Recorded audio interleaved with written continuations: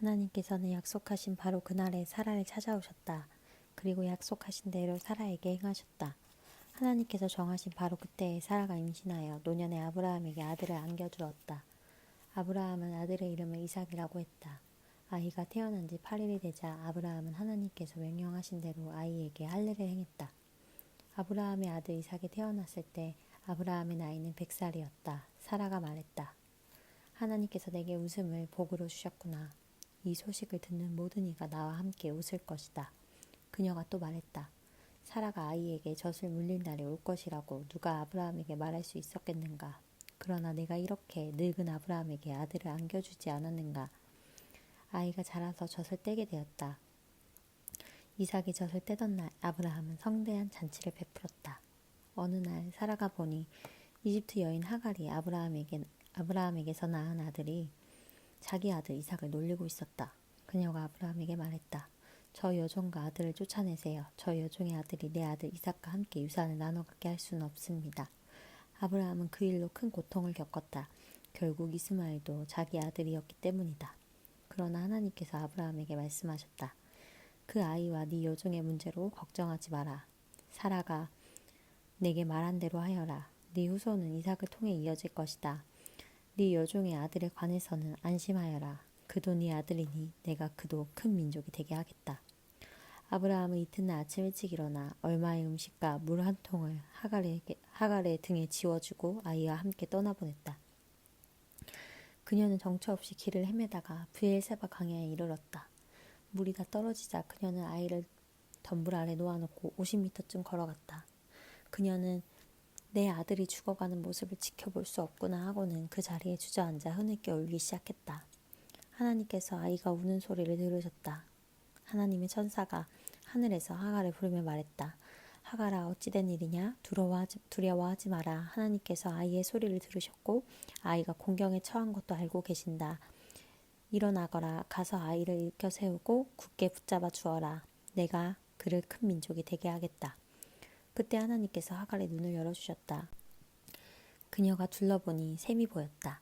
그녀는 샘으로 가서 물통에 물을 가득 채운 다음 아이에게 시원한 물을 충분히 먹였다. 아이가 자라는 동안 하나님께서 아이 곁에 계셨다. 그 아이는 광야에 살면서 노련한 활잡이가 되었다. 그는 바란 광야에서 살았다. 그의 어머니는 그에게 이집트 여인을 아내로 얻어주었다. 그 무렵 아비멜렉과 그의 군치간 비골이 아브라함에게 말했다. 그대가 무슨 일을 하든지 하나님께서 그대 편이오. 그러니 그대는 나와 내 가족에게 어떠한 부당한 행동도 하지 않겠다고 맹세해 주시오.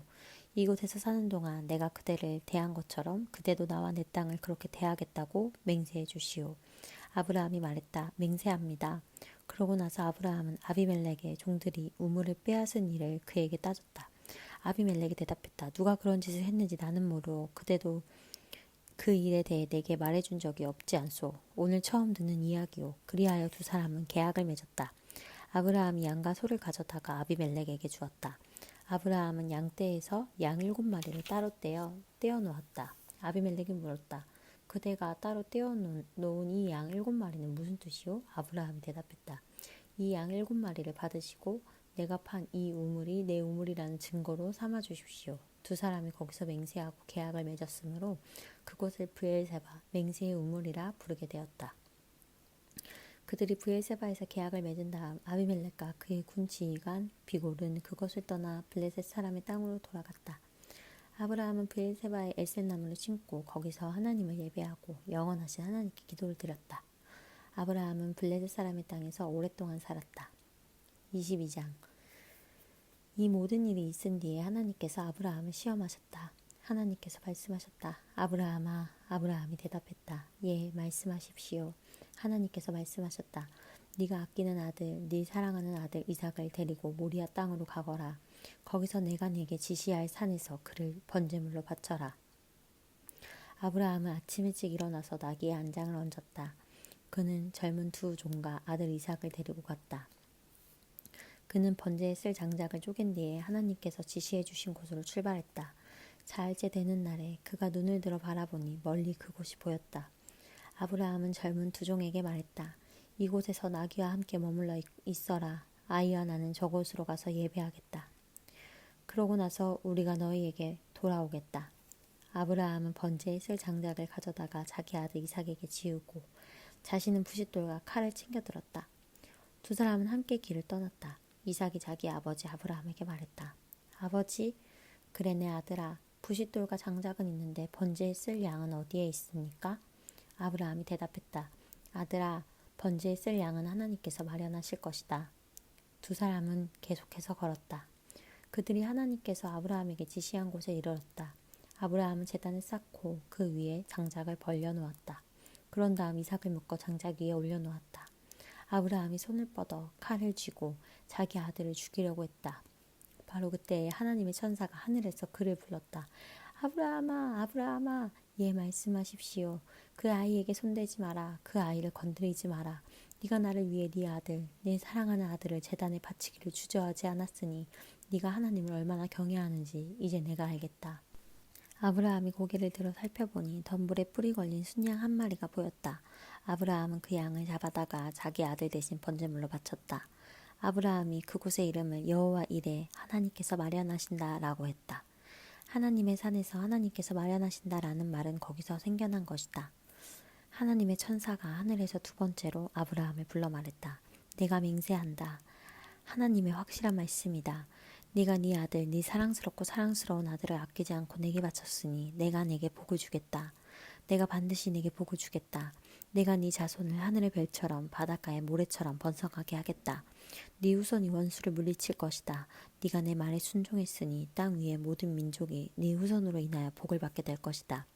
그 후에 아브라함은 젊은 종들에게로 돌아왔다. 그들은 짐을 챙겨 브엘세바로 돌아갔다. 아브라함은 브엘세바에 정착했다. 이 모든 일이 있은 뒤에 아브라함에게 소식이 들려왔다. 그대의 동생 나홀의 아버지가 되었소. 밀가가 그의 자녀를 낳았는데 맏아들은 우스, 그 아래로 부스, 그무엘, 그는 아람의 아버지다. 게셋, 하소, 빌다스, 이들랍, 부두엘, 그는 리브가의 아버지다. 이 태어났소. 밀가는 아브라함의 동생 나홀에게서 이 8아들을 낳았다. 나홀의 첫 루마도 나홀의 4자녀, 곧 테마, 가함, 다하스, 마아가를 낳았다. 23장. 사라는 127년을 살았다. 사라는 오늘날 헤브론이라 하는 가나안 땅 기럇 아르바에서 죽었다. 아브라함은 그녀를 위해 슬퍼하며 울었다. 아브라함은 죽은 아내 사라를 위해 애곡하기를 그치고 일어나서 햇사람들에게 말했다. 비록 내가 여러분 가운데 사는 이방인을 지나지 않지만 묘지로 쓸 땅을 내게 팔아서 내 아내를 안장할 수 있게 해주시기 바랍니다. 햇사람들이 대답했다. 어째서 그런 말을 하십니까? 우리와 함께 사는 당신은 이방인에 불과한 분이 아닙니다. 당신은 하나님이 세우신 지도자입니다. 우리의 묘지 가운데서 가장 좋은 곳에 당신의 아내를 안장하십시오. 우리 가운데 누구도 묘지를 구하는 당신의 부탁을 거절하지 않을 것입니다. 그러자 아브라함이 일어나서 그 땅 사람들 곧 헷 사람들에게 정중히 절하며 말했다. 여러분이 나를 도와 내 아내를 안장할 적당한 매장지를 제공하겠다는 말이 진심이라면 나를 위해 소알의 아들 에브론에게 말해주시기 바랍니다. 그가 소유하고 있는 막벨라 동굴을 내게 팔도록 주선해 주십시오. 그 동굴은 그의 밭머리에 있습니다. 값은 충분히 쳐드릴 테니 여러분이 증인이 되어 그간에게 그 밭을 팔도록 해주십시오. 에브론은 햇사람 공동체의 일원이었다. 햇사람 에브론이 마을 외에 일원인 햇사람들이 모두 들을 수 있도록 아브라함에게 큰 소리로 대답했다. 어르신, 그렇게 해서는 안 됩니다. 그 밭은 당신 것입니다. 당신께 드리는 선물입니다. 그 밭과 동굴을 당신께 드리겠습니다. 내 동족이 보는 앞에서 내가 그것을 당신께 드리겠습니다. 돌아가신 부인을 안장하십시오. 아브라함이 그곳에 모인 의회 앞에 정중히 절하고 에브론에게 대답했다. 부디 내 말을 들어주셔서 내가 그 땅의 값을 치를 수 있게 해주십시오. 내 돈을 받고 내가 가서 아내를 안장할 수 있게 해주십시오. 그러자 에브론이 아브라함에게 대답했다. 정 그러시다면 어르신과 저 사이에 은 400세겔이면 어떻겠습니까? 어서 가서 부인을 안장하십시오. 아브라함은 에브론의 제안을 받아들이고 에브론이 햇사람의 마을 의회 앞에서 제안한 금액, 당시 통용되던 환율로 은 400세겔을 지불했다. 그리하여 마므레 근처에 있는 에브론의 밭, 곧 밭과 동굴과 밭의 경계 안에 있는 모든 나무가 아브라함의 소유가 되었다. 햇사람의 마을 의회가 그 거래의 증인이 되었다. 그런 다음 아브라함은 가나안 땅 마므레, 곧 오늘날의 헤브론 근처 막벨라 밭에 있는 동굴에 자기 아내 사라를 묻었다. 그 밭과 거기에 딸린 동굴이 햇사람에게서 아브라함의 소유의 묘지가 되었다. 24장. 아브라함은 이제 노인이 되었다. 하나님께서 아브라함이 하는 일마다 복을 주셨다. 아브라함이 그의 모든 소유를 맡아 관리하는 집안의 늙은 종에게 말했다. 네 손을 내 허벅지 밑에 넣고 하늘의 하나님, 땅의 하나님이신 하나님께 맹세하여라. 너는 이곳 가나안의 젊은 여자들 가운데서 내 아들의 아내 될 사람을 찾지 않고 내가 태어난 고향으로 가서 내 아들 이삭의 아내를 찾겠다고 맹세하여라. 종이 대답했다. 하지만 그 여인이 집을 떠나 저와 함께 오지 않겠다고 하면 어찌합니까? 그러면 제가 아드님을 주인님의 고향 땅으로 데려가야 하는지요? 아브라함이 말했다. 아니다. 절대 그래서는 안 된다. 내 아들을 그곳으로 데려가서는 절대로 안 된다. 하나님, 하늘의 하나님께서는 나를 내 아버지 집과 내 고향의 땅에서 이끌어내시고 내가 이 땅을 네 후손에게 주겠다고 내게 엄숙히 약속하셨다. 그러니 그 하나님께서 천사를 너보다 앞서 보내셔서 내 아들의 아내 될 사람을 찾게 하실 것이다. 그 여인이 오지 않겠다고 하면 너는 내게 한 맹세에서 풀려나게 될 것이다. 그러나 어떠한 경우에도 내 아들을 그곳으로 데려가서는 안 된다. 그 종은 자기 주인 아브라함의 허벅지 밑에 손을 넣고 엄숙히 맹세했다. 종은 주인의 낙타떼에서 10마리를 가져다가 주인이 준 선물을 싣고 아람 나하라임에 이르러 나홀의 성을 찾아갔다. 그는 성 밖에 있는 한 우물가에서 낙타들을 쉬게 했다. 때는 여인들이 물을 기르러 나오는 저녁 무렵이었다. 그는 이렇게 기도했다. 하나님, 제 주인 아브라함의 하나님, 오늘 일이 순조롭게 이루어지게 해주십시오. 제 주인 아브라함을 선대해 주십시오. 제가 이곳 우물가에 서 있다가 마을의 젊은 여인들이 물을 기르러 나오면 한 여인에게 그대의 물동이를 기울여 물을 마시게 해주시오 하고 말하겠습니다. 그때 그 여인이 드십시오. 제가 당신의 낙타들에게도 물을 먹이겠습니다 하고 대답하면 그 여인이 바로 하나님께서 당신의 종 이삭을 위해 택하신 여인인 줄 알겠습니다. 이것으로 하나님께서 제 주인을 위해 뒤에서 은혜롭게 일하고 계신 줄 알겠습니다. 그가 말을 마치자마자 리브가가 어깨에 물동이를 메고 나왔다. 그녀는 아브라함의 동생 나홀의 아내 밀가가 낳은 부두엘의 딸이었다. 그 여인은 눈부시게 아름다웠고 아직 남자를 알지 못하는 처녀였다. 그녀가 우물로 내려가서 물동이에 물을 채워가지고 올라왔다. 그 종이 그녀에게 달려가서 말했다. 그대의 물동이에 든 물을 한 모금 마실 수 있겠소? 그녀가 말했다. 그럼요, 드십시오. 그녀는 물동이를 받쳐들고 그가 물을 마실 수 있게 해주었다. 그가 물을 실컷 마시고 나자 그녀가 말했다. 제가 낙타들도 실컷 마실 수 있도록 물을 길어다 주겠습니다. 그녀는 곧 물동이의 물을 여물통에 붓고 다시 우물로 내려가 물동이를 채웠다. 그녀는 낙타들에게 물을 다 먹일 때까지 계속해서 물을 길어왔다. 이것이 하나님의 응답인지 과연 하나님께서 이 여행의 목적을 이루어 주신 것인지 그 사람은 말없이 그 모습을 지켜보고 있었다. 낙타들이 물을 다 마시자 그 사람은 무게가 5g이 조금 넘는 금 코걸이 1개와 무게가 110g 정도 되는 팔찌 2개를 꺼내어 그녀에게 선물로 주었다. 그리고 그녀에게 물었다. 그대의 가족에 대해 내게 말해주겠소? 그대는 누구의 딸인가요? 그대의 아버지 집에 우리가 묵어 갈 방이 있는지요? 그녀가 대답했다. 저는 밀가와 나홀의 아들인 부두엘의 딸입니다. 우리 집에는 묵을 방이 많고 꿀과 여물도 넉넉합니다. 그 사람이 이 말을 듣고서 고개를 숙여 하나님께 경배하고 기도했다. 하나님, 제 주인 아브라함의 하나님 찬양을 받으소서. 하나님께서 제 주인에게 얼마나 관대하고 신실하신지 아무것도 거절하지 않으셨습니다. 저를 제 주인의 동생이 사는 집 앞까지 이끌어 주셨습니다. 그녀는 그곳을 떠나 달려가서 무슨 일이 있었는지 어머니, 집 모든 식구에게 알렸다. 리브가에게는 라반이라는 오라버니가 있었는데 그가 우물가에 있는 그 사람에게로 뛰어나갔다. 그는 자기 여동생이 하고 있는 코걸이와 팔찌를 보았고 또 그녀가 그 사람이 아이러니한 것을 내게 말했습니다 하고 말하는 이야기도 들었다. 그가 가보니 과연 그 사람이 여전히 우물가에 낙타들과 함께 서 있었다. 라반이 그를 맞이했다. 하나님의 복을 받으신 분이여 어서 들어오십시오. 어찌하여 이곳에서 서 계십니까? 제가 당신을 위해 집을 치워놓았습니다. 당신의 낙타들을 둘 곳도 있습니다. 그리하여 그 사람은 집으로 들어갔다. 라반은 낙타들에게서 짐을 내리고 낙타들에게 꿀과 여물을 주었다. 그리고 그 사람과 그의 일행이 발을 씻을 수 있도록 물을 가져다 주었다. 그럼 다음 라반은 먹을 것에 대접했다. 하지만 그 사람은 이렇게 말했다. 제 이야기를 말씀드리기 전에는 먹지 않겠습니다. 라반이 말했다. 어서 말씀하십시오. 그 종이 말했다. 저는 아브라함의 종입니다. 하나님께서 제 주인에게 복을 주셔서 유력한 사람이 되게 하셨습니다. 하나님께서 그분에게 양과 소, 은과 금, 남종과 여종, 낙타, 나귀를 주셨습니다. 결국에는 제 주인의 부인인 사라가 늙음하게 그분의 아들을 낳았고 그분은 모든 재산을 그 아들에게 넘겨주셨습니다. 제 주인께서는 제게 맹세하라 하시면서 내가 살고 있는 이 땅 가나안 사람의 딸들 가운데서 내 아들의 아내가 될 사람을 찾지 말고 내 아버지의 집, 내 친족에게로 가서 그곳에서 내 아들의 아내가 될 사람을 찾아오너라 하고 말씀하셨습니다. 저는 제 주인에게 하지만 그 여인이 저와 함께 오지 않겠다고 하면 어찌합니까? 라고 말씀드렸습니다. 그분께서는 내가 마음을 다해 섬기는 하나님께서 천사를 너와 함께 보내셔서 일이 잘되게 해주실 것이다. 네가 내 친족, 내 아버지 집에서 내 아들의 아내가 될 사람을 데려오게 하실 것이다. 그런 뒤에야 너는 맹세에서 풀려나게 될 것이다. 네가 내 친족에게 갔는데 그들이 그녀를 내게 내주지 않더라도 너는 맹세에서 풀려나게 될 것이다 하고 말씀하셨습니다. 제가 오늘 우물가에 이르렀을 때 저는 이렇게 기도했습니다. 하나님, 제 주인 아브라함의 하나님, 제가 맡은 이 일이 잘 이루어지게 해주십시오. 저는 이 우물가에 서 있겠습니다. 한 젊은 여인이 물을 기르러 이곳에 오면 제가 그녀에게 그대 물동이에 물을 한 모금 마시게 해주시오라고 말하겠습니다.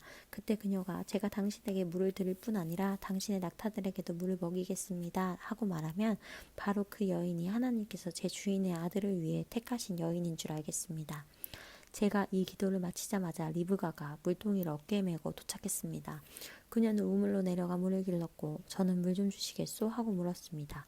그녀는 주저하지 않고 물동이를 내밀며 드십시오. 당신께서 다 드시면 제가 당신의 낙타들에게도 물을 먹이겠습니다. 하고 말했습니다. 제가 물을 마시자 그녀는 낙타들에게도 물을 주었습니다. 저는 그녀에게 그대는 누구의 딸인가요? 하고 물었습니다. 그녀는 자신이 나홀과 밀가의 아들인 부두엘의 딸입니다 하더군요. 저는 그녀에게 코걸이 1개와 팔찌 2개를 주고 고개를 숙여 하나님께 경배했습니다. 저는 저를 제 주인의 친족이 사는 집 앞으로 곧장 이끄셔서 주인 아들의 아내가 될 여인을 얻게 하신 하나님, 제 주인 아브라함의 하나님을 찬양했습니다. 이제 여러분은 어떻게 하실지 제게 말씀해 주십시오. 여러분께서는 관대하게 승낙하시려거든 그렇게 하겠다고 제게 알려주십시오. 그렇지 않거든 제가 다한 일을 생각할 수 있도록 분명하게 말씀해 주십시오. 라반과 부두엘이 대답했다. 이 일은 전적으로 하나님께로부터 비롯된 일입니다. 이 문제에 대해 우리는 어느 쪽이든 할 말이 없습니다. 리브가를 당신께 맡기니 데려가십시오. 하나님께서 분명히 밝히신 대로 당신 주인 아들의 아내로 삼으십시오. 아브라함의 종은 그들의 결정을 듣고서 고개를 숙여 하나님께 경배했다. 그런 다음 은금 패물과 옷가지를 꺼내어 리브가에게 주었다. 그는 그녀의 오라버니와 그 어머니에게도 값비싼 선물을 주었다. 그와 그의 일행은 저녁을 먹고 밤을 지냈다. 그들은 아침 일찍 일어났다. 그 종이 말했다. 저를 제 주인에게로 돌아가게 해주십시오. 리브가의 오라버니와 어머니가 말했다. 저 아이를 한 열흘쯤 더 머물다가 가게 해주십시오. 종이 대답했다. 제가 지체하지 않게 해주십시오. 하나님께서 모든 일을 잘되게 해주셨으니 저를 제 주인에게로 보내주십시오. 그들이 말했다. 우리가 그 아이를 불러서 물어보겠습니다. 그들은 리브가를 불러서 물었다. 이분과 같이 가겠느냐? 그녀가 대답했다. 가겠습니다. 그리하여 그들은 리브가와 그녀의 유모를 아브라함의 종과 그 일행과 함께 가도록 배웅했다. 그들은 이런 말로 리브가를 축복했다. 너는 우리의 누이 풍성한 삶을 살아라. 네 자녀들도 승리하며 살 것이다. 리브가 젊은 여종들이 낙타에 올라타고 그 사람을 따라 나섰다. 그 종은 리브가를 데리고 주인의 집을 향해 출발했다. 이삭은 네겝 지역에서 살고 있었다. 그는 부엘라헤로이를 방문했다가 막 돌아왔다. 저녁 무렵 그가 들에 나가 묵상하던 중에 눈을 들어보니 낙타 떼가 오는 것이 보였다. 리브가도 눈을 들어 이삭을 보고는 낙타에서 내려 그 종에게 물었다. 들판에서 우리를 향해 오는 저 남자는 누구입니까? 제 주인이십니다. 그녀는 너울을 꺼내어 얼굴을 가렸다. 그 종이 이삭에게 여행의 자초지정을 말하자 이삭은 리브가를 자기 어머니의 사라의 장막으로 데리고 들어갔다. 그는 리브가와 결혼하고 그녀는 그의 아내가 되었다. 이삭은 리브가를 사랑했다. 이삭은 어머니를 여인 뒤에 위로를 받았다. 25장 아브라함이 재혼을 했다. 새 아내의 이름은 그드라였다. 그녀는 시므란, 욕산, 무단, 미디안, 이스박, 수아를 낳았다. 욕사는 스바와 드단을 낳았다. 드단의 후손은 아수르 사람, 루드시 사람, 루음미 사람이었다. 미디아는 에벨, 하녹, 아비다, 엘다알을 낳았다. 이들은 모두 그드라의 후손이다. 아브라함은 자신의 모든 소유를 이삭에게 주었다. 그는 아직 살아있을 때의 첩들에게서 얻은 자식들에게도 재산을 나누어 주었다. 그 후에 그들을 동쪽 땅으로 보내어 자기 아들 이삭과 서로 멀리 떨어져 살게 했다. 아브라함은 175년을 살고 숨을 거두었다. 그는 장수를 누리다가 수명을 다 채우고 평안하게 죽어 자기 조상과 함께 묻혔다. 그의 아들 이삭과 이스마엘이 그를 막벨라 동굴에 묻었다. 그 동굴은 마므레 근처 햇사람 소알의 아들 에브론의 밭에 있었다. 이 밭은 아브라함이 햇사람에게서 사들인 밭이었다. 아브라함은 아내 사라 곁에 묻혔다. 아브라함이 죽은 뒤에 하나님께서 그의 아들 이삭에게 복을 주셨다. 이삭은 브엘라 헤로이에서 살았다. 아브라함의 아들 이스마엘, 곧 사라의 여종인 이집트 사람 하갈이 아브라함에게서 낳은 이스마엘의 족보는 이러하다. 이스마엘의 아들들의 이름은 태어난 순서대로 적으면 다음과 같다. 이스마엘의 맏아들 느바옅, 그 아래로 게달, 아브엘, 미삼, 미스마, 두마, 마사, 하닷, 데마, 여둘, 나비스, 게드마, 이들은 모두 이스마엘의 아들들이다. 그들의 이름이 곧 그들이 정착하여 장막을 친 곳의 이름이 되었다. 그들은 12부족의 지도자들이었다. 이스마엘은 137년을 살았다. 그가 숨을 거두자 자기 조상과 함께 묻혔다. 그의 자손은 이집트 동쪽 인근의 하일라에서 아수르 방면에 있는 수르에 이르기까지 흩어져 정착했다. 이스마엘의 자손은 자기 친족과 어울려 살지 않았다. 아브라함의 아들 이삭의 족보는 이러하다. 아브라함은 이삭을 낳았다. 이삭은 40살에 밧단 아람 사람 부두엘의 딸 리브가와 결혼했다. 그녀는 아람 사람 라반의 누이였다. 이삭은 자기 아내가 임신하지 못함으로 하나님께 간절히 기도했다. 하나님께서 그의 기도를 들어주셔서 리브가가 임신하게 되었다. 그런데 태 속에서 아이들이 어찌나 뒤척이고 발기질을 해대던지 그녀는 이렇게 말했다. 계속 이런 식이라면 어찌 살까? 그녀는 하나님께 나아가 어찌 된 일인지 알고자 했다. 하나님께서 그녀에게 말씀하셨다. 네 태 속에 두 민족이 있다. 두 민족이 네 몸속에 있는 동안 서로 다툴 것이다. 한 민족이 다른 민족을 압도할 것이며 형이 동생을 섬길 것이다. 해산할 날이 다 되었을 때 그녀의 태 속에는 쌍둥이가 들어있었다. 첫째가 나왔는데 피부가 붉었다. 그 모습이 마치 털 많은 담요에 아늑하게 쌓여있는 것 같았다. 그래서 그의 이름을 에서, 털복숭이라고 했다. 이어서 동생이 나왔는데 손으로 에서의 발 뒤꿈치를 꼭 붙잡고 있었다. 그래서 그의 이름을 야곱, 발 뒤꿈치이라고 했다. 그들이 태어났을 때 이삭의 나이는 60살이었다. 아이들이 무럭무럭 자라났다. 에서는 밖에서 지내기 좋아하는 노련한 사냥꾼이 되었고 야곱은 장막 안에서 생활하기 좋아하는 차분한 사람이 되었다. 이삭은 에서가 사냥해 온 것을 좋아했으므로 에서를 사랑했다. 그러나 리브가는 야곱을 사랑했다. 어느 날 야곱이 죽을 쓰고 있는데 에서가 허기진 채 들에서 돌아왔다. 에서가 야곱에게 말했다. 그 붉은 죽을 내게 좀 다오. 배가 고파 죽겠다. 그가 에돔 붉은 사람이라고 불리게 된 것은 이 때문이었다. 야곱이 말했다.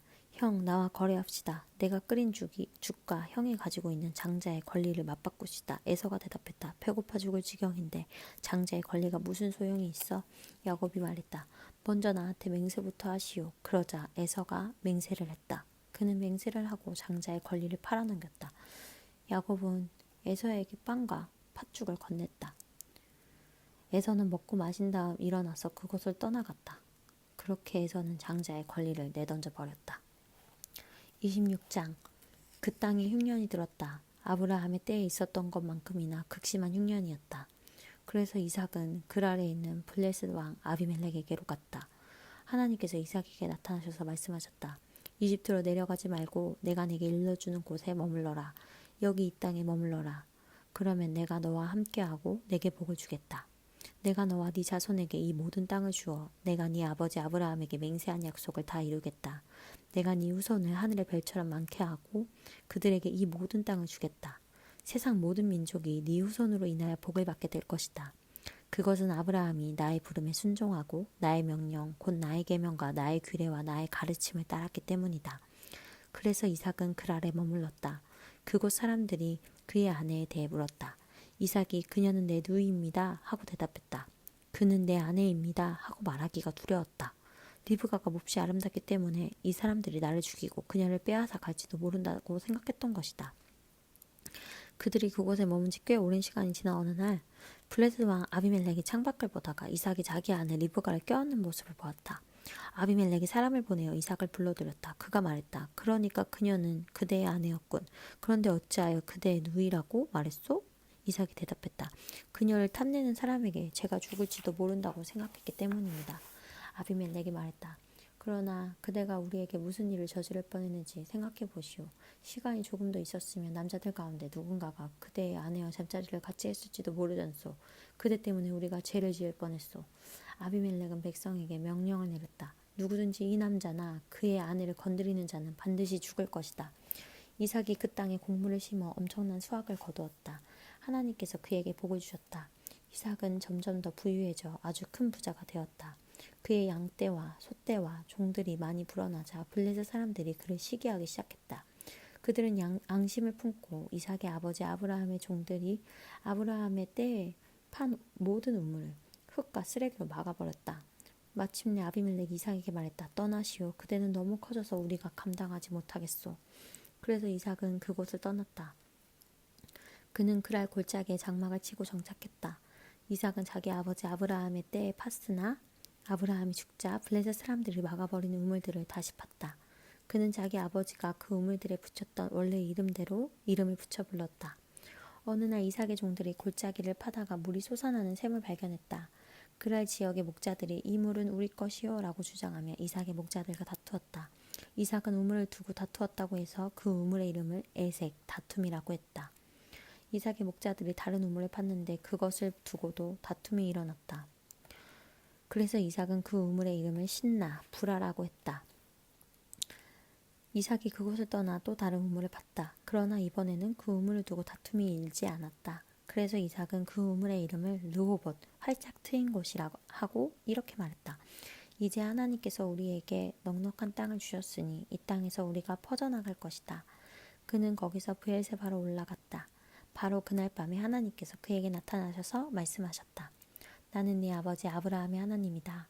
내가 너와 함께 있으니 조금도 두려워하지 마라. 내가 나의 종 아브라함으로 인하여 네게 복을 주고 네 자손이 번성하게 할 것이다. 이삭이 그곳에 제단을 쌓고 하나님의 이름을 부르며 기도를 드렸다. 그는 장막을 쳤고 그의 종들은 또 다른 우물을 파기 시작했다. 그때 아비멜렉이 자신의 보좌관 아웃삿과 곧 지휘관 비유골을 데리고 그랄에서부터 이삭에게로 왔다.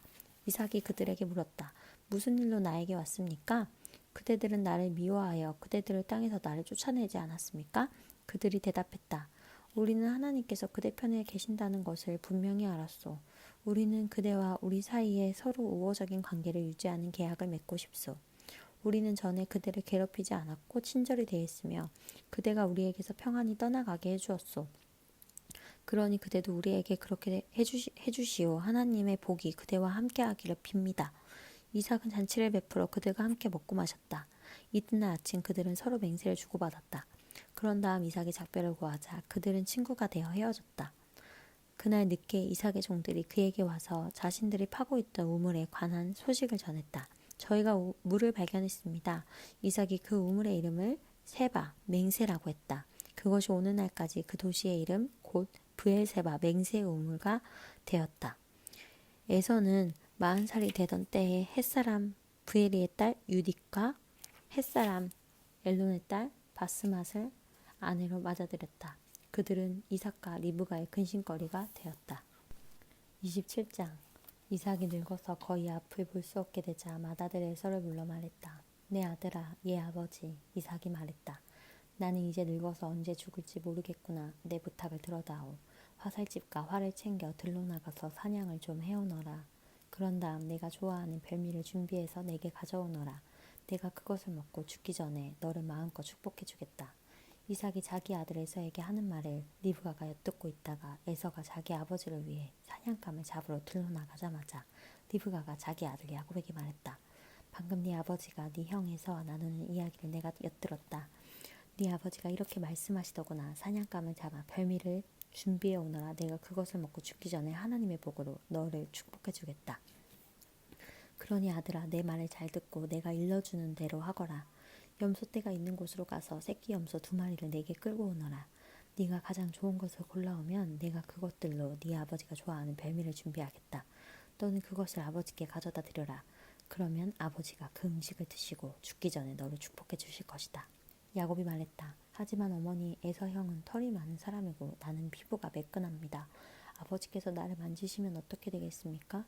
아버지께서는 내가 아버지를 속이고 있다고 여기실 것입니다. 축복은커녕 오히려 저주를 받게 될 것입니다. 그의 어머니가 말했다.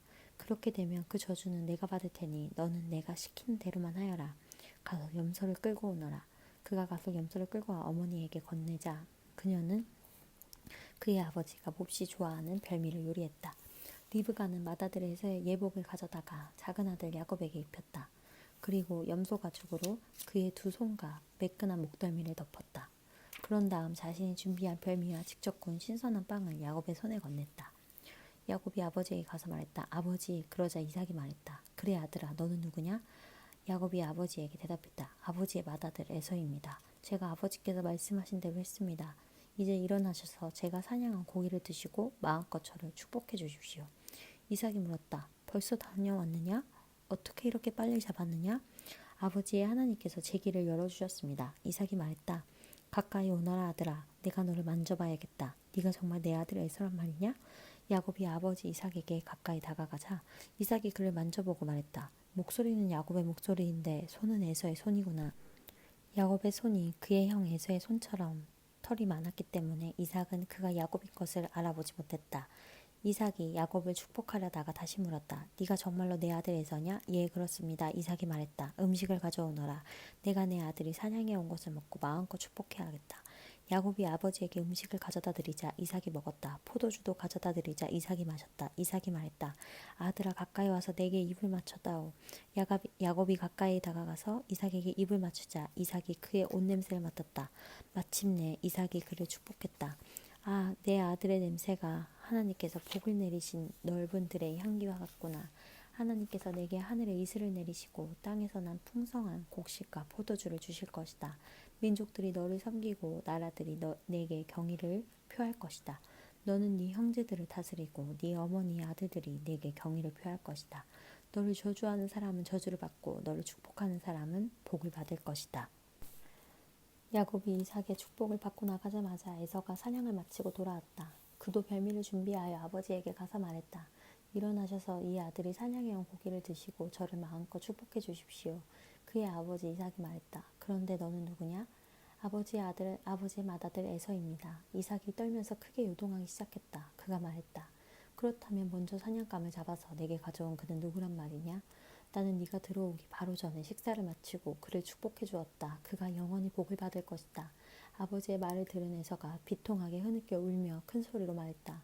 아버지, 제게도 축복해 주실 수 없습니까? 이삭이 말했다. 네 동생이 이곳에 와서 속임수를 써 네 복을 가로채갔구나. 에서가 말했다. 그 녀석의 이름이 야곱, 발뒤꿈치라고 불리는 것은 다 이유가 있었군요. 지금까지 그 녀석은 저를 2번이나 속였습니다. 처음에는 제 장자의 권리를 빼앗아가더니 이제는 제가 받을 복까지 빼앗아갔습니다. 에서가 간절히 청했다. 저를 위한 축복은 남겨두지 않으셨습니까? 이삭이 에서에게 대답했다. 나는 그를 네 주인이 되게 하고 그의 모든 형제를 그의 종이 되게 했으며 그에게 곡식과 포도주를 남김없이 주었다. 내가 그 모든 것을 다 주었는데 내 아들아, 너를 위해 무엇이 남아있겠느냐? 아버지, 제게 축복해 주실 것이 하나도 없다는 말씀입니까? 아버지, 저에게 축복해 주십시오. 제게도 축복해 주세요. 에서가 슬픔에 잠겨서 흐느꼈다. 이삭이 그에게 말했다. 너는 땅의 혜택을 받지 못하고 하늘의 이슬에서 멀리 떨어져 살 것이다. 너는 칼로 생계를 유지하며 살고 네 동생을 섬길 것이다. 그러나 네가 더 이상 감당할 수 없을 때 너는 속박에서 벗어나 자유롭게 뛰어다닐 것이다. 에서는 아버지가 야곱을 축복한 일 때문에 야곱에 대한 분노로 들끓었다. 그는 내 아버지의 죽음을 애곡할 때가 가까워지고 있다. 그때가 되면 내가 내 동생 야곱을 죽여버리겠다고 마음을 먹었다. 맏아들 에서가 하는 말을 들은 리브가는 작은 아들 야곱을 불러 말했다. 네 형 에서가 내게 복수할 계획을 세우고 있다. 너를 죽이겠다는구나. 아들아, 내 말을 잘 들어라. 여기를 떠나거라. 하란에 있는 내 오라버니 라반에게 가서 네 목숨을 부지하여라. 네 형의 분노가 가라앉고 진정이 되어서 네가 그에게 한 일을 잊어버릴 때까지 그동안 외삼촌집에서 지내거라. 때가 되면 내가 사람을 보내 너를 데려오게 하겠다. 내가 어찌 같은 날에 너희 둘을 다 잃겠느냐? 리브가가 이삭에게 말했다. 나는 이 햇 여자들이 지긋지긋해요. 야곱마저 햇 여자와 결혼하겠다고 하면 내가 어찌 살겠어요? 28장. 이삭은 야곱을 불러 축복한 다음 이렇게 당부했다. 가나안 여인을 아내로 맞이해서는 안 된다. 당장 이곳을 떠나 바단 아람으로 가서 네 외할아버지 부두엘의 집을 찾아가거라. 네 외삼촌 라반의 딸들 가운데서 아내를 얻도록 하여라. 그러면 강하신 하나님께서 내게 복을 주시고 수많은 자손을 주셔서 여러 민족을 이루게 하실 것이다. 아브라함의 복을 너와 네 자손에게도 주셔서 네가 살고 있는 이 땅, 하나님께서 아브라함에게 주신 이 땅을 네가 차지하게 하실 것이다. 이삭은 야곱을 떠나보냈다. 야곱은 바단 아람으로 가서 아람 사람 부두엘의 아들인 라반을 찾아갔다. 라반은 야곱과 에서의 어머니인 리브가의 오라버니였다. 에서는 이삭이 야곱을 축복하고 바단 아람으로 보내서 거기서 아내를 얻으라고 한 것과 그를 축복하면서 가나안 여인과 결혼하지 말라고 당부한 것, 그리고 야곱이 부모의 말에 순종하여 바단 아람으로 떠난 것을 알게 되었다.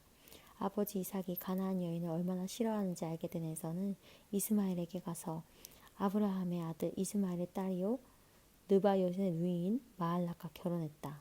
마할랏 외에도 그는 이미 여러 아내를 두고 있었다. 야곱은 브엘세바를 떠나 하란을 향해 갔다. 한 곳에 이르러 해가 지자 그는 그곳에서 하룻밤을 묵기로 했다.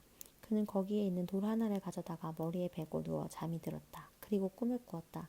꿈에 보니 땅에 계단이 세워져 있고 그 끝이 하늘에까지 닿아서 하나님의 천사들이 그 계단을 오르내리고 있었다. 그때 하나님께서 야곱 바로 앞에서 말씀하셨다. 나는 하나님, 네 조상 아브라함의 하나님, 이삭의 하나님이다. 네가 지금 자고 있는 이 땅을 내가 너와 네 후손에게 주겠다. 네 후손이 땅의 먼지처럼 많아질 것이며 서쪽에서부터 동쪽에 이르기까지 그리고 북쪽에서부터 남쪽에 이르기까지 퍼져나갈 것이다. 땅의 모든 민족이 너와 네 후손으로 인하여 복을 받게 될 것이다. 참으로 내가 너와 함께 있어 네가 어디로 가든지 너를 지키며 너를 다시 이 땅으로 데려오겠다. 내가 내게 약속한 것을 다 이루기까지 내가 너를 떠나지 않겠다. 야곱이 잠에서 깨어나 말했다. 하나님께서 이곳에 계시는데 내가 정말 그것을 몰랐구나. 그는 무척 두려웠다. 그는 경외감에 사로잡혀 작은 소리로 말했다. 믿기지 않아. 이 얼마나 놀랍고 거룩한 곳인가. 이곳이 바로 하나님의 집이며 여기가 바로 하늘의 문이다. 야곱은 아침 일찍 일어나서 베개로 삼았던 돌을 가져다가 기념기둥으로 세우고 그 위에 기름을 부었다. 그러고 나서 그곳의 이름을 베델, 하나님의 집이라고 했다. 그 전까지 그 성읍의 이름은 루스였다. 야곱은 이렇게 서원했다. 이제 시작하는 이 여정에서 만일 하나님이 저와 함께 계셔서 저를 지키고 보호하시며 저 먹을 것과 입을 것을 마련해 주시고 저로 무사히 제 아버지 집에 돌아가게 해주시면 하나님께서는 제 하나님이 되실 것입니다. 제가 기념으로 세운 이 돌기둥은 이곳을 하나님이 사시는 곳이라 말해주는 표적이 될 것입니다. 그리고 하나님께서 제게 무엇을 주시든지 그 10분의 1을 하나님께 되돌려 드리겠습니다. 29장. 야곱이 다시 길을 떠나 동방 사람들의 땅에 이르렀다. 그가 보니 넓은 들에 우물이 있고 세 무리의 양떼가 우물 주위에서 자고 있었다. 이 우물은 양떼에게 물을 먹이는 공동 우물이었다. 우물 입구는 큰 돌로 덮여 있었다. 양떼가 다 모이면 목자들이 우물에서 돌을 굴려 양떼에게 물을 먹였고 물을 먹인 뒤에는 다시 돌을 제자리로 굴려서 우물을 덮어두곤 했다. 야곱이 말했다. 여보시오, 당신들은 어디서 왔습니까? 그들이 말했다. 하란에서 왔습니다. 야곱이 물었다. 나홀의 손자 라반이라는 분을 아십니까? 예, 압니다. 야곱이 계속해서 물었다. 그분은 잘 지내고 계시는지요? 그들이 대답했다. 아주 잘 지내고 있습니다. 저기 그의 딸 라헬이 양떼를 몰고 오는군요.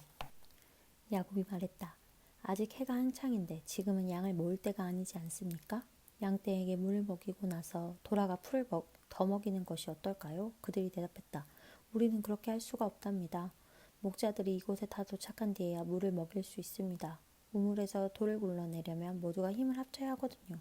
그러고 나서야 양떼에게 물을 먹일 수 있습니다. 야곱이 그들과 대화하고 있을 때 라헬이 아버지의 양떼를 몰고 왔다. 그녀는 양을 치고 있었다. 야곱은 자기 외삼촌 라반의 딸 라헬을 알아보았다. 야곱은 그녀가 외삼촌 라반의 양떼를 이끌고 도착한 것을 보자마자 다가가서 혼자 힘으로 우물 입구에서 돌을 굴러내고 외삼촌 라반의 양떼에게 물을 먹였다. 그러고 나서 야곱은 라헬에게 입맞추고 울음을 터뜨렸다. 그는 자신이 그녀 아버지의 친척이며 리브가의 아들임을 라헬에게 밝혔다. 그녀는 집으로 달려가서 자신이 들은 것을 아버지에게 알렸다. 라반은 자기 누이의 아들 야곱이었다는 소식을 듣고 나가서 그를 껴안고 입맞추고는 집으로 데려왔다. 야곱은 라반에게 그동안 있었던 일을 모두 이야기했다. 라반이 말했다. 너는 내 가족이자 내 혈육이다. 야곱이 라반의 집에 머문 지 한 달이 되었을 때 라반이 말했다. 네가 내 조카이기는 하다만 거저 이래서야 되겠느냐? 어느 정도의 보수를 받고 싶은지 말해보아라. 얼마면 적당하겠느냐? 라반에게는 두 딸이 있었다. 큰 딸은 레아였고 작은 딸은 라헬이었다. 레아는 눈매가 예뻤지만 라헬은 눈부시게 아름다웠다. 야곱이 사랑한 사람은 라헬이었다. 그래서 야곱은 이렇게 대답했다. 외삼촌의 작은 딸 라헬을 위해 제가 7년 동안 외삼촌의 일을 돕겠습니다. 라반이 말했다. 그 아이를 낯선 사람과 결혼시키느니 내게 주는 것이 훨씬 낫겠다. 좋다. 여기 내 집에 머물러라. 그리하여 야곱은 라헬을 위해 7년 동안 일했다. 그러나 그가 그녀를 몹시 사랑했으므로 7년이 수일처럼 여겨졌다. 마침내 야곱이 라반에게 말했다. 제가 일하기로 약속한 기한을 다 채웠으니 이제 제 아내를 주십시오. 저는 당장이라도 결혼할 준비가 되어 있습니다. 라반은 주위 사람들을 모두 초청하여 성대한 잔치를 베풀었다. 하지만 저녁이 되자 그는 자기 딸 레아를 데려다가 신방에 들여보냈고 야곱은 그녀와 잠자리를 같이 했다. 라반은 여종 실바를 딸 레아에게 몸종으로 주었다. 아침이 되어 보니 신방에 레아가 있었다. 야곱이 라반에게 따져 물었다. 제게 무슨 일을 하신 겁니까? 제가 라헬을 얻겠다고 이 모든 기간을 일한 것이 아닙니까? 외삼촌은 어째서 저를 속이셨습니까? 라반이 말했다. 우리 지역에서는 그런 식으로 하지 않는다네. 작은 딸을 큰 딸보다 먼저 결혼시키는 법이 없지. 신혼 첫 주를 즐기게. 그러면 다른 딸도 자네에게 주겠네. 그러나 그 값으로 7년을 더 일해야 할 것이네. 야곱은 그렇게 하기로 했다. 신혼 첫 주를 지내자 라반은 자기 딸 라헬을 야곱에게 주어 그의 아내가 되게 했다. 라반은 여종 비라를 딸 라헬에게 몸종으로 주었다. 야곱은 라헬과 잠자리를 같이 했다. 야곱은 레아보다 라헬을 더 사랑했다. 그가 다시 7년 동안 라반을 위해 일했다. 하나님께서 레아가 사랑받지 못하는 것을 아시고 그녀의 태를 열어주셨다. 그러나 라헬은 아이를 갖지 못했다. 레아가 임신하여 아들을 낳았다. 그녀는 아이의 이름을 르우벤, 보라, 산의 아이다 이라 하고 이것은 하나님께서 나의 불행을 보셨다는 증거다. 이제 내 남편이 나를 사랑해 줄 것이다 라는 증거나 다름없어 하고 말했다. 레아가 또 임신하여 아들을 낳았다. 그녀는 하나님께서 내가 사랑받지 못한다는 것을 들으시고 내게 이 아들도 주셨다 말하고 아이의 이름을 시므온, 하나님께서 들으셨다 이라고 했다. 그녀가 다시 임신하여 아들을 낳았다. 그녀는 내가 아들 셋을 낳았으니 이제는 남편의 마음이 나와 통할 거야 하면서 아이의 이름을 레이, 통하다 라고 했다. 그녀가 마지막으로 임신하여 네 번째 아들을 낳았다. 그녀는 이제는 내가 하나님을 찬양하리라 말하고 아이의 이름을 유다, 하나님을 찬양하다 라고 말했다. 그러고는 그녀의 출산이 그쳤다. 30장. 라헬은 자신이 야곱의 아이를 낳지 못함을 깨닫고 언니를 시샘했다. 그녀가 야곱에게 말했다. 나도 아이를 갖게 해주세요. 그렇지 않으면 죽어버리겠어요.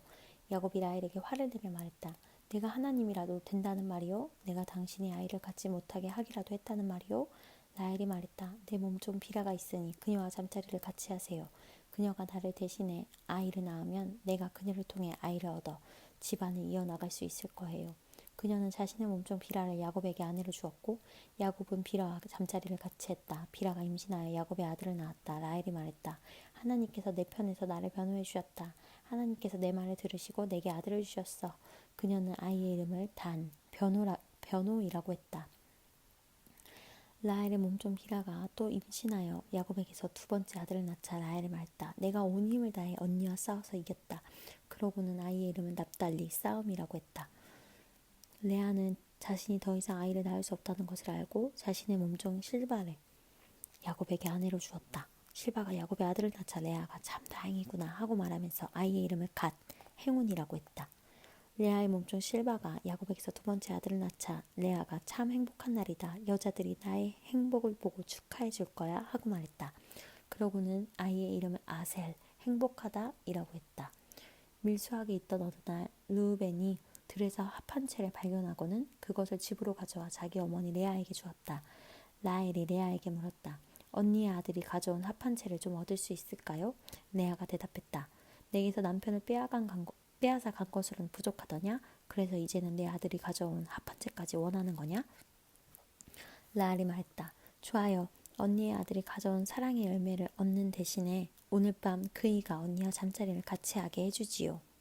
그날 저녁에 야곱이 들에서 돌아오자 레아가 그를 맞이하며 말했다. 오늘 밤에는 나와 잠자리를 같이 해요. 내 아들이 구해온 합 한 채를 주고 당신과 하룻밤을 보내기로 했어요.